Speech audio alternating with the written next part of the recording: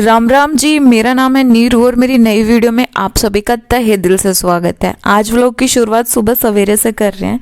बेटे का हो रहा है स्कूल जाने का टाइम, इसीलिए वो यहाँ वहाँ मंडरा रहा है। मैं बना रही हूँ चूल्हे पर गरम गरम रोटियाँ, क्योंकि हम हरियाणा वालों को ना ब्रेकफास्ट लंच डिनर तीनों टाइम रोटी ही खाना पसंद होता है। चाहे दुनिया जहान की कोई डिश बना लो, लेकिन जब तक रोटी ना खाओ ना, खाना इनकम्प्लीट सा लगता है। फिर अब आते हैं मुद्दे की बात पर, जो मैंने अपनी जर्नी शेयर करी थी HSSC CET से रिगार्डिंग, कि कैसे मात्र 2 नंबर के मार्जिन से मेरा रह गया। CET मेंस के लिए मेरा नाम नहीं आ पाया और मैं एग्ज़ाम नहीं दे पाई।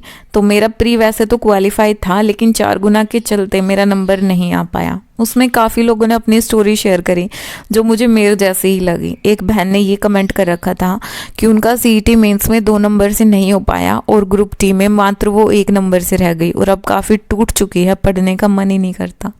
तो डियर, ये टूटने का टाइम तो बिल्कुल भी नहीं है, क्योंकि अभी STET होने वाला है और नेक्स्ट CET भी होने वाला है। अभी टाइम है अपनी तैयारी को और बूस्ट करने का। आप 2 नंबर या 1 नंबर से रह गई हैं, इसका मतलब ये है कि आपने सिलेबस पूरे से अच्छे से कर रखा है। आपको ये समझ है कि कैसे पढ़ना है, कितना पढ़ना और एग्ज़ाम किस लेवल का आता है।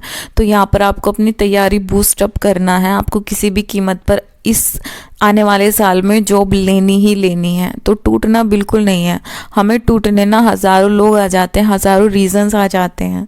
अब ये जो मौसम चल रहा है, इस मौसम को लाखों लोग बहाना बनाकर बैठे हैं कि सर्दी के मौसम में नहीं पढ़ा जाता, और हाउसवाइफ के पास तो बहानों की भरमार है कि भाई सर्दी में दिन छोटे होते हैं तो काम करते करते ही पूरा दिन निकल जाता है, हम नहीं पढ़ पाते।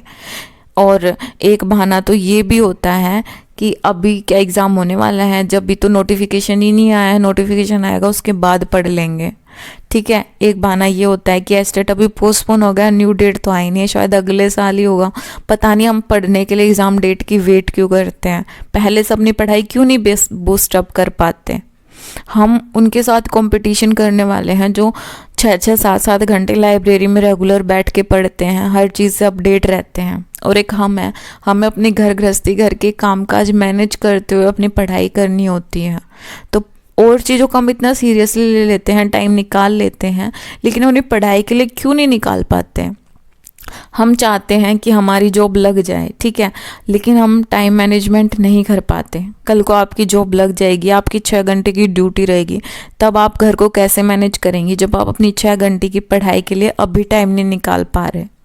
इसके लिए मैं आपको सॉल्यूशन बताऊं ना, तो आप ये मान के चलो कि आपकी जॉब लग चुकी है और आपको ड्यूटी पर जाना ही जाना है, ठीक है। तब आप शायद पढ़ पाओ, क्योंकि तब आपको ये रहेगा कि भाई मेरे को पढ़ना है, 6 घंटे मेरे को अपनी पढ़ाई को कैसे भी निकालने हैं। दिन में 2 घंटे हर हाउसवाइफ निकाल सकती है, इजीली निकाल सकती है, चाहे बच्चे छोटे हो बड़े हो।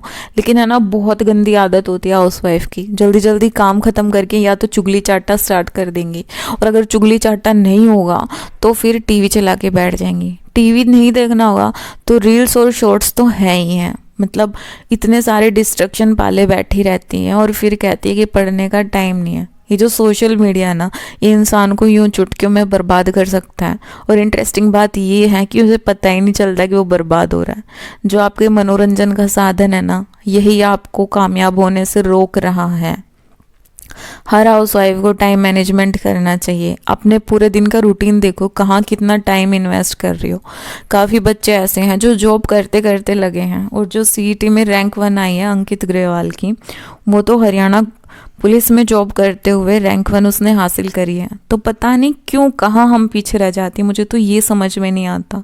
कमेंट सेक्शन देखकर मैं ये अंदाज़ा लगा सकती हूँ कि बच्चों के पास डिस्ट्रक्शन बहुत ज़्यादा है।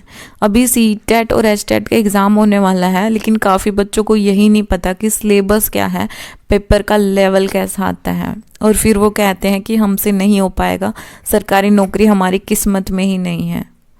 पता है, सरस्वती माता ना कभी किसी का कर्ज नहीं रखती। हमें अपनी पढ़ाई के प्रति ईमानदार होना पड़ेगा, तभी हमें रिजल्ट मिलेगा। मानती हूँ सरकारी नौकरी हर किसी के नसीब में नहीं होती, लेकिन हर कोई क्या उस लेवल की मेहनत करता है कि उसे सरकारी नौकरी मिलेगी ही मिलेगी। मेहनत करना हमारे हाथ में है, फल देना उस ईश्वर के हाथ में है।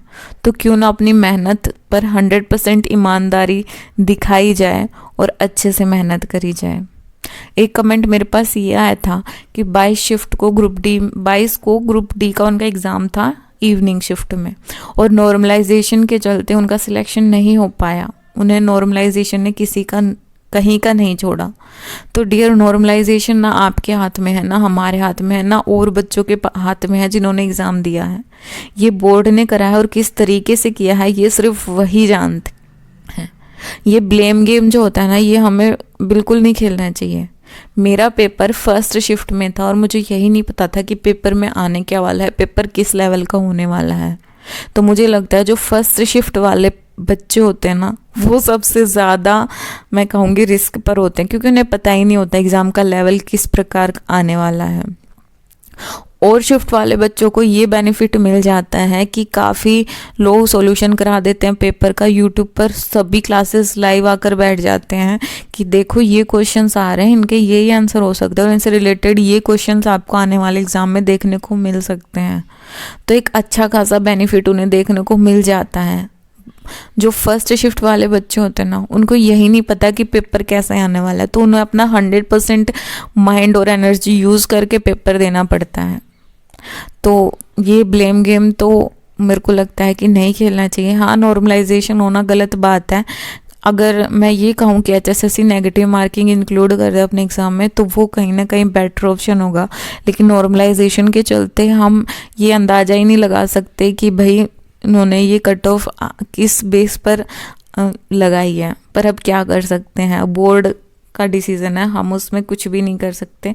हम सिर्फ अपनी मेहनत को बूस्ट अप कर सकते हैं। तो अभी CET का नेक्स्ट एग्ज़ाम होने वाला है। मैं आप लोगों से यही कहूँगी कि आप प्लीज़ अपनी तैयारी बूस्ट अप रखिए, और ये जो 1-2 नंबर वाला मार्जिन है ना, इसे बस इस बार कवर करना है और 2025 में जॉब लेनी ही लेनी है।